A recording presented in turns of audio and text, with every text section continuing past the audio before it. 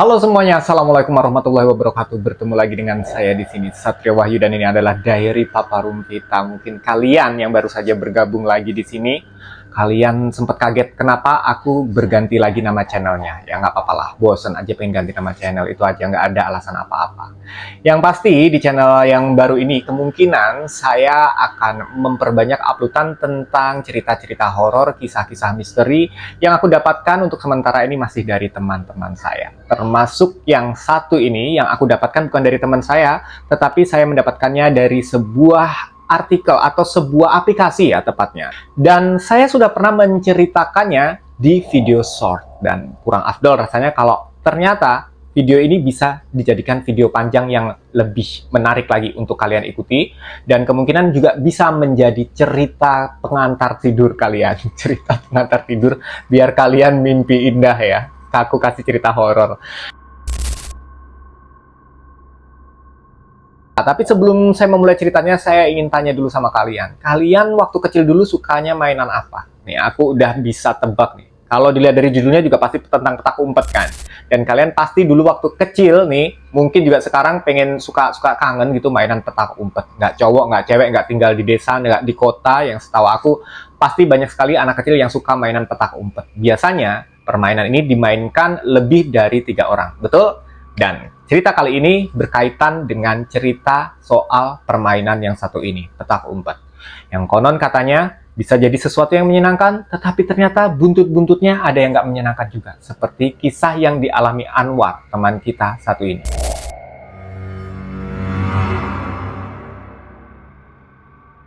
Jadi ceritanya Anwar ini tinggal di sebuah desa. Sebenarnya nggak terlalu desa juga ya. Kalau dibilang kota, nggak terlalu besar. Dibilang desa, terlalu kota juga. Yang pasti dia tinggal di sebuah kota kecil aja. Aku nyebutnya di sebuah kota kecil di Jawa Tengah. Dimana di sana, seperti halnya di kota-kota kecil atau di daerah-daerah lain di Indonesia, banyak sekali anak kecil yang suka sekali bermain petak umpet, terlebih lagi sore hari. Kadang sampai lupa ngaji, ya nggak sih? Nah, Anwar juga kayak gitu. Pada suatu sore, dia itu ingin bermain petak umpet. Nah, kebiasaan anak di sana bermain apapun itu selalu dilakukan di sebuah kebun kosong yang sebenarnya itu ada pemiliknya, tetapi udah lama nggak dirawat lah gitu. Banyak yang bilang kebun kosong itu adalah sebuah tempat atau area yang cukup angker.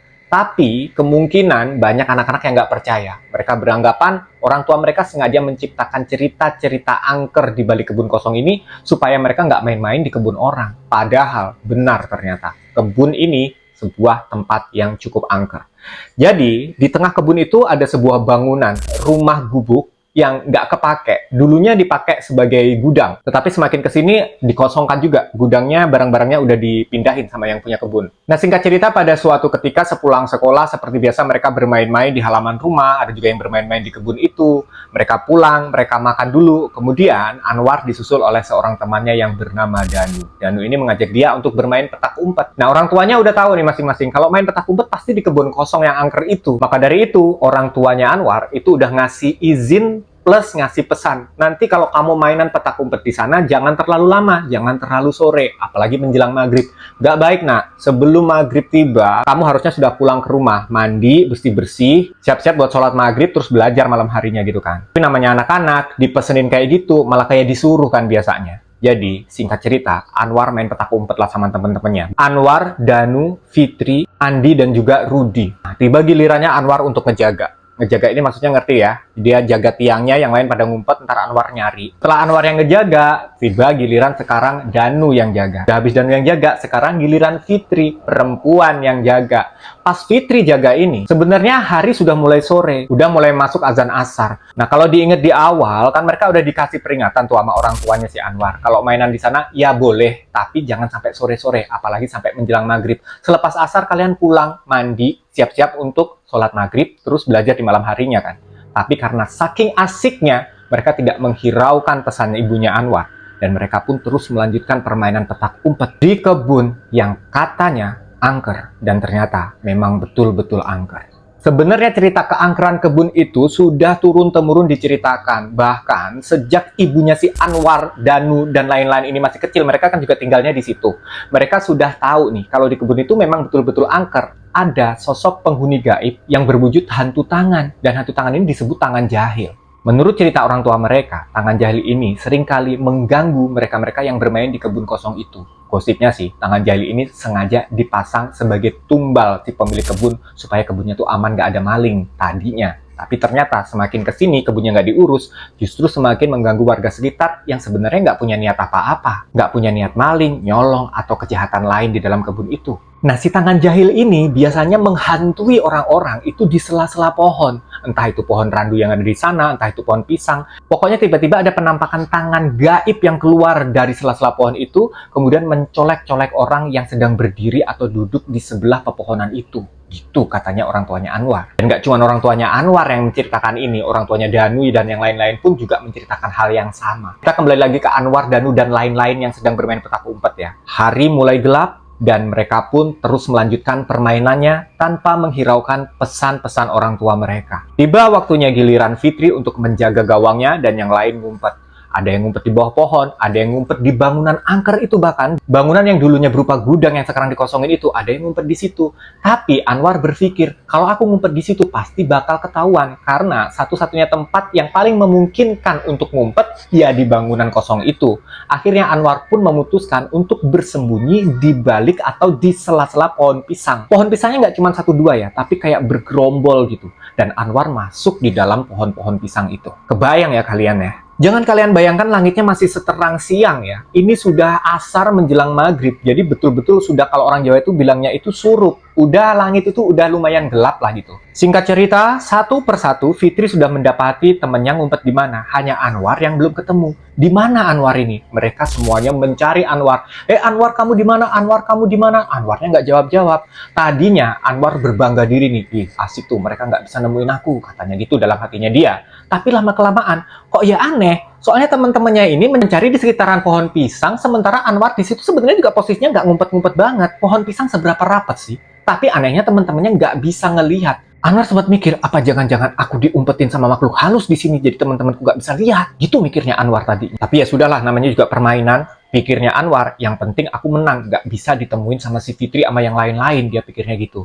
Tapi lama-kelamaan kok suara teman-temannya ini lama-lama habis. Ternyata teman-temannya itu pulang ke rumah Anwar, bilang kalau Anwarnya hilang, atau menanyakan ke orang tuanya Anwar, apa jangan-jangan Anwar sudah pulang duluan tadi, nggak jadi ikutan petak umpet. Nah, di saat suasana kebun mulai sepi, karena di sana teman-temannya juga udah pulang, untuk mencari Anwar di rumahnya Anwar, tiba-tiba Anwar merasakan ada sesuatu yang aneh nih. Seolah-olah ada seseorang yang lagi nyolek-nyolek pinggangnya dia. Dia pikir tadinya, aduh ini siapa sih? Ini siapa sih? Tadinya mikirnya salah seorang temannya dia yang ngumpet mungkin juga di belakang situ. Tapi setelah beberapa saat dia pun sadar, loh dari tadi kan aku ngumpet di sini sendirian. Lagian teman-temanku tadi jalan ke sana mau ke arah rumah-rumah mereka. Terus ini siapa? Pas dia lihat ke belakang, ya beneran nggak ada siapa-siapa orang dia dari tadi di situ juga ngumpetnya sendirian.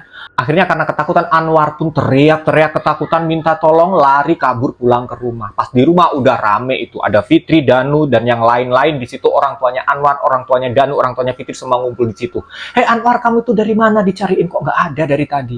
Aku ngumpet di balik pohon-pohon pisang. Dengar ceritanya si Anwar, yang lain pada heran, loh tadi kita kan udah cari di sekitar situ, kok kamu kayaknya nggak ada. Iya, aku juga lihat kalian itu mondar-mandir, nyari-nyari, nyebut-nyebut nama aku. Tapi aku juga aneh sih tadi, kok kalian nggak bisa ngeliat aku, padahal pohon pisang itu kan nggak rapet-rapet juga. Kamu kenapa sekarang lari? Kata ibunya Anwar. Iya Ma, karena tadi waktu aku ngumpet di situ, aku ngerasa ada yang nyolek-nyolek pinggang aku. Nah kan bener kan kata mama juga apa? Sebelum maghrib kalian itu sudah harus pulang, abis asar udah pulang di rumah, mandi, siap-siap untuk sholat maghrib, abis itu belajar malam. Iya mama, maaf, kata Anwar intinya begitu. Nah dari situ Anwar dan lain-lain berpikir, udahlah, mungkin kalaupun ada hantu atau diganggu setan, ya udah di kebun tadi kan ceritanya. Nah singkat cerita, malam pun tiba, abis belajar malam, sholat isya, Anwar pun mencoba tidur kan di rumahnya. Tiba-tiba dia merasakan sebuah sensasi yang nggak enak di badannya, kayak panas dingin mau meriang, tapi nggak mau sakit juga. Nah kan aneh kan? Tapi dia terus mencoba tidur dan dia pun berhasil. Dia tidur untuk sesaat. Sekiranya tengah malam, jam 11:30 malam, dia pun terbangun. Karena apa? Karena dia merasa di pinggangnya dia ada sesuatu yang mencolek-colek pinggangnya. Padahal Anwar itu tidur di kamar sendirian dan tidurnya kasurnya itu mepet ke tembok. Nggak mungkin di belakang ada orang lain. Nah karena penasaran dan kebetulan kondisi kamar Anwar itu kalau tidur selalu digelapkan, lampunya dimatikan, dia penasaran dong. Dia beranjak duduk untuk memeriksa siapa sih sebenarnya yang nyolek-nyolek punggungnya dia, atau siapa yang tidur di belakang dia tanpa sepengetahuan dia. Tadi aku tidur sendirian, pikirnya si Anwar. Pas dia noleh ke belakang, dia kaget minta ampun karena di tembok bagian belakang tempat dia tidur tadi, itu sudah ada sosok kakek-kakek berwajah pucat bermata merah. Kalau sekilas tuh dilihat tuh kayak gambar yang nempel di tembok, tapi hidup. Dan sosok itu mengerang-erang, mengeluarkan bunyi seolah-olah kesakitan gitu. Anwar ketakutan, saking takutnya dia lari keluar dari kamar, langsung masuk ke kamar mamanya yang kebetulan memang nggak dikunci. Di situ mamanya kaget, kenapa kamu kenapa, ketakutan kenapa? Iya mah, itu di kamarku, aku lihat ada kakek-kakek, dia ngerang-ngerang mah. Tadi sebelum itu dia nyolek-nyolek pinggang aku, kayaknya dia itu hantu yang ada di kebun angker deh mah, katanya si Anwar gitu. Mamanya kaget kan, ya udah malam ini kamu tidur sama mama aja, kata si mamanya. Dan keesokan harinya saat mamanya membangunkan Anwar untuk pergi ke sekolah, ternyata badan Anwar ini demam. Dia meriang, dia nggak kuat. Bilang ke mamanya, "Ma, tolong dibuatkan surat izin kalau aku sakit. Aku nggak masuk sekolah hari ini karena aku memang semeriang ini." Pas dicek sama mamanya, beneran panas. Fix lah, geger lingkungan itu. Anwar demam setelah diganggu setan di kebun angker. Ternyata ini bukan kejadian yang pertama kalinya. Dulu sekali mamanya pun pernah mengalami gangguan yang sama saat masih kecil waktu mainan juga di kebun angker itu, tapi nggak mainan petak umpet. Sama juga si mamanya Anwar ini waktu kecil dia seolah-olah kayak ada yang nyolek-nyolek tangan, tapi dia nggak tahu itu tangan siapa. Pas dia pulang dia demam. Akhirnya dipanggil lah Pak Solihin. Pak Solihin ini ya ustadz lah ya di situ, dipanggil. Kemudian dia datang memeriksa Anwar. Kira-kira ada apa? Nggak dibawa ke dokter karena memang di sini kan indikasinya kan mereka udah tahu tuh Anwar diganggu hantu. Ternyata benar kata Pak Solikin bahwa Anwar sebenarnya diganggu hantu itu nggak cuma di kebun angker itu, tapi si hantunya ikut pulang ke rumah. Dan memang konon katanya sosok hantu penunggu kebun itu tadinya memang sengaja dipasang oleh si pemilik kebun untuk menjadi tumbal atau penjaga kebun itu supaya aman, supaya nggak ada maling. Tapi ternyata setelah sekian lama nggak dirawat, sosok tersebut menjadi pengganggu bagi warga-warga sekitar yang masuk ke area kebun tersebut.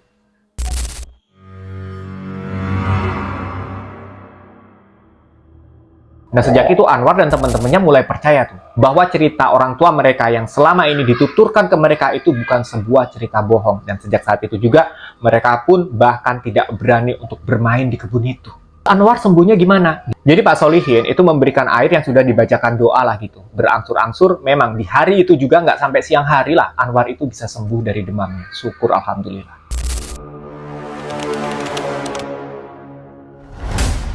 Oke, jadi itu ceritanya guys kali ini. Mungkin kalian punya pengalaman yang sama atau lebih seram seputar permainan petak umpet, atau barangkali di desa atau di kota kecil kalian ada juga area-area yang diyakini angker atau wingit yang dilarang anak kecil untuk bermain di situ. Ramaikan kolom komentar di bawah. Sampai ketemu di video berikutnya. Assalamualaikum warahmatullahi wabarakatuh.